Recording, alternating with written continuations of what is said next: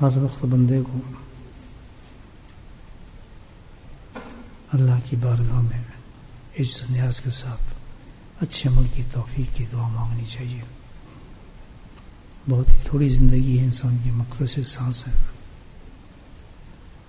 جتنے بھی انسان کوشش کر کے ہمت کر کے آخرت کے لیے کوئی سرمایہ بنائے، کل وہ کام آنے والی چیز ہے دوستو. اس طرح کیوں حال کیا؟ عجیب ایک لفظ ہے جو اللہ نے فرمایا قرآن میں، فَعَصُوا رَسُولَ رَبِّهِمْ فَعَصَاهُمْ.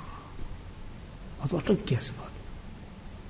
کہتے یہ جو سب کچھ کیا اور آگے جو میں بتاؤں گا تمہیں باتیں فرعون کی دوسروں کی، تو میں تمہیں مین چیز بتاتا ہوں کہ وجہ کیا تھی، میں ان سے کیوں ناراض تھا، کیوں اتنے بڑے انسانوں کو جو اتنے میرے محبوب تھے کہ میں نے کھانے کو دیے، دنیا کو نام روشن کیے تھے، جو آج بھی قیامت تک قوم سمود، قوم عاد، قوم فرعون، آج کچھ تو لڑ دیا تھا نا. کیا جرم تھا ان کا؟ فرمایا فَعَصُوا رَسُولَ رَبِّهِمْ فَأَخَذَهُمْ.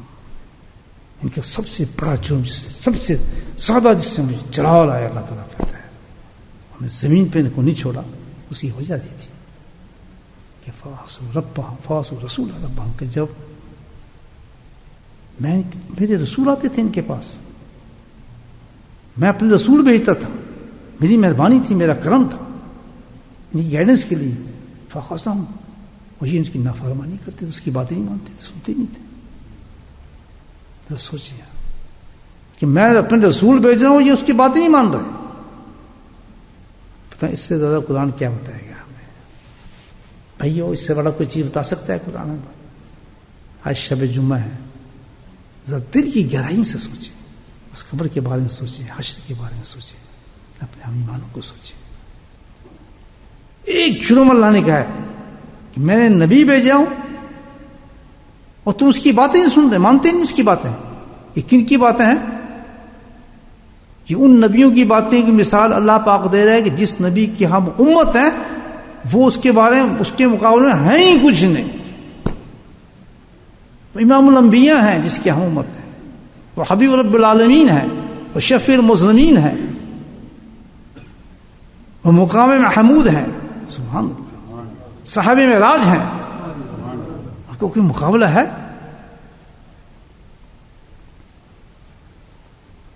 فخر موجودات ہیں.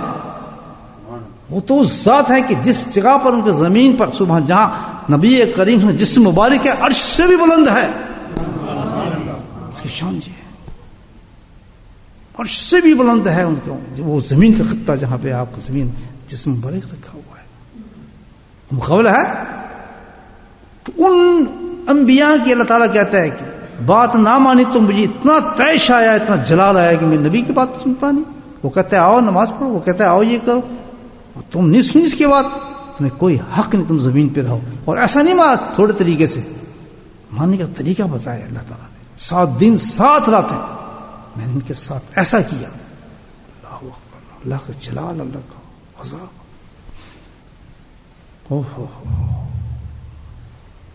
اب ذرا تھوڑی دیر تفکر کر لیں، سوچ لیں ہم نبی کریم کی کتنی باتیں مانتے ہیں دوست. بس ایک تھوڑی سی بات کہ جو کچھ ہم کر رہے ہیں نبی پاک نے ہمیں یہ کہا ہے کرنے کے لیے. دوست ایمان سے سوچیں کتنی لکھی ہے، زمانہ نال چل رہے ہیں، دنیا نال چل رہے ہیں، اس ملک سے آئے ہیں.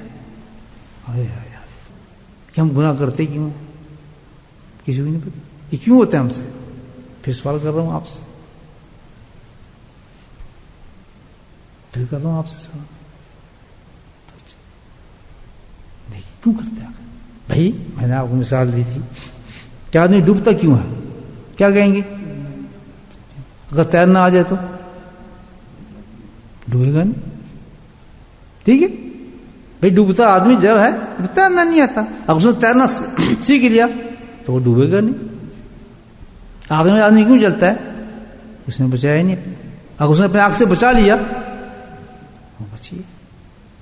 بارش کا پانی آدمی کیوں گیلا ہوتا ہے؟ بچاتا نہیں ہے، آپ چھت نہیں رکھتا. اگر اس نے چھتری لے کے چلا گیا تو اس نے بارش سے بچا لیا.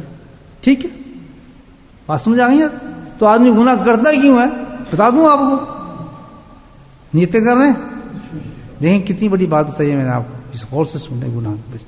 کہ گناہ کرتا کیوں ہے. اگر ہمیں یہ پتہ چل جائے کہ ہم اس وجہ سے گناہ کرتے ہیں، جیسے بارش کا پتہ چل گیا اس کا، اور وہ ہم کر لیں گے، پھر گناہ کیا ہوگا؟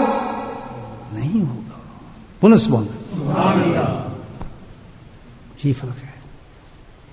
دیکھو اگر یہ پتہ چل جائے گناہ ہوتا کیوں ہے، ہم اس پہ بریک کر دیں، بار کر دیں اس کو، اچھا اس وجہ سے ہوتا ہے، اس جڑ کو ہم پکڑ لیں، تو پھر گناہ ہوگا نہیں ہوگا. بتا دوں آپ کو، پھر نیتیں کر لی آپ نے کرنے کی. اس سے بڑی بات اور کیا ہوگا. ایسے راز کی باتیں آپ کو بتا رہا ہوں، سنیں. میں نے پہلے مثال دی ہے کہ اس حالت سے بچ جائیں گے، سمود اور آت کا حشر ہوگا الحمدللہ، ہم اس حالت سے نکل جائیں گے اللہ کے فضل سے. گناہ بچ گیا تو ختم. نبی کی باتیں ماننے لگے تو ختم. پھر کیا رہ گیا؟ ہر بات سرکاری دوسرے کی بات کے مطابق چل رہے گا. نہیں سمجھے؟ دوشی پڑھ لیں گے تو اللہم صلی اللہ علیہ وسلم مولانا محمد مولانا سیدنا. دیکھو بھائی گناہ کیوں ہوتا ہے میں بتاتا ہوں. جیسے میں بتایا نا آپ کے ڈوبتا کیوں ہے آدمی، تیرنا جانتا. آگ میں کیوں جلتا ہے بچاتا نہیں اپنے آپ. بارش میں کیوں بھیگتا ہے بچاتا نہیں. تو گناہ کیوں ہوتا ہے؟ گناہ اس لیے ہوتا ہے کہ آدمی اللہ کو بھولا ہوا ہوتا ہے، بس اور کوئی وجہ نہیں. فانسا ہوں من پوسا. کیوں ہوتا ہے گناہ؟ کون کرتا ہے؟ جو آدمی اللہ کو بھولا ہوتا ہے. کبھی ہو سکتا نہیں کہ انسان اللہ کو یاد ہو اور وہ گناہ کر جائے. تو متضاد چیز ہے، امپاسبل. حدیث ہے کہ زنا، جس وقت آدمی زنا کرتا ہے، زنا کی قسمیں: آنکھوں سے زنا کرنا، ہاتھ سے زنا کرنا، زبان سے زنا کرنا، یہ سب زنا کی قسمیں. جس وقت وہ زنا کر رہا ہوتا ہے تو اس وقت حدیث میں یہ مفہوم آتا ہے کہ وہ ایمان نہیں ہوتا. اس وقت ایمان نہیں ہوتا. اللہ معاف کرے. اس حالت میں انسان مر جائے، اس نے اجالا نہیں کیا اس کا، تو بے ایمان جا رہا ہے. بے شک آپ کتنے بڑے مجمع لگا ہو نماز جنازہ پر. اللہ کے قانون بنے ہوئے ہیں. تو اس حالت میں جب انسان گناہ کر رہا ہے تو اس میں ایمان ہے نہیں. ایمان حل سے نکلا ہے، اس ایمان کے نور سے فارغ ہوا ہے. تو جب بھی انسان کوئی گناہ کرے گا، یاد رکھے میں جھوٹ بول رہا ہوں، بے ایمانی کر رہا ہوں، فراڈ کر رہا ہوں، ڈر رہا ہوں، یہ جو بھی میں کر رہا ہوں، میں کسی اللہ کے نبی صلی اللہ علیہ وسلم کے حکم کو نہیں مان رہا. اس وقت ہوگا جب میں اللہ کو بھولا ہوں. حاجی صاحب بڑی نقطے دی گل ہے. جس وقت گناہ کی دعوت آ رہی ہو نا، سمجھ لوں اس وقت میں اللہ کو بھول چکا ہوں. لیکن کبھی ہو نہیں سکتا، ہو نہیں سکتا. تو پھر تیرنے والے نے کیا کیا؟ ڈوب رہا تھا، تیرنا سیکھ لیا، بچ گیا. آگ والے نے بچنا سیکھ لیا، بچ گیا. بارش بھیگنے والے نے چھتری دے دی، بچ گیا. تو ہم بھی اگر گناہوں سے بچنا چاہتے ہیں تو کیا کریں؟ اللہ کا ذکر کریں.